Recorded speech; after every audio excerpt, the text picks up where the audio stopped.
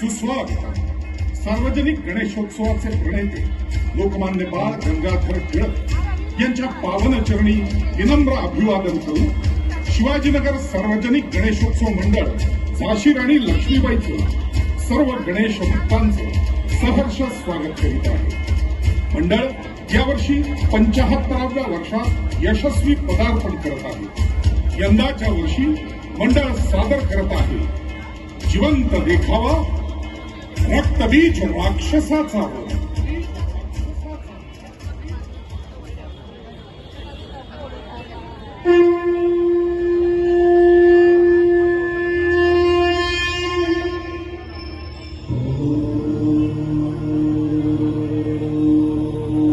रंभ नावाच्या दैत्याच्या जळत्या चितेत त्याच्याच पत्नीने महिषीने उडी मारली आणि त्यातून प्रकट झाले महिषासूर आणि रक्तबीज. रक्तबीज हुशार, बलवान आणि शक्तिशाली होता. या त्रैलोक्यावर राज्य करण्याचा त्याचा मानस होता आणि म्हणूनच या त्रैलोक्यातील सर्व जीवजीवितांच्या लयाची देवता भगवान श्री शंकर यांची साधना तो अहोरात्र करत होता. तो त्या साधनेत इतका लीन झाला होता की त्याला कशाचंच भान उरलं नव्हतं. अखेर त्याच्या साधनेला बळ मिळालं.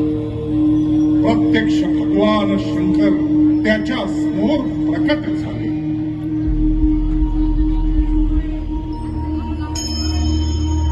ओम नमः शिवाय.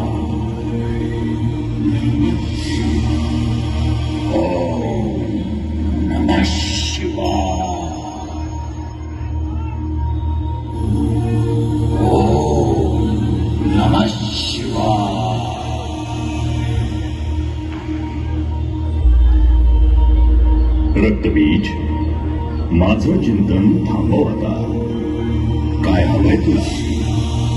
का केलीस इतकी कठोर तपश्चर्या? हे भोलेनाथ, शक्ती, ताकद, साहस, वीरता सगळं आहे माझ्याकडे, पण मला त्रिलोकावर राज्य करायचं आहे.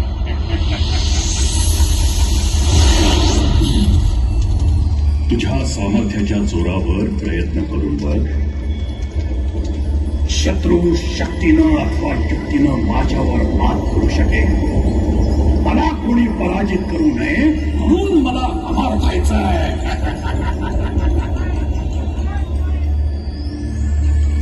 उत्पत्ती, स्थिती आणि लय हा प्रकृतीचा नियम आहे. मी तुला अमर होण्याचं वरदान नाही देऊ शकत.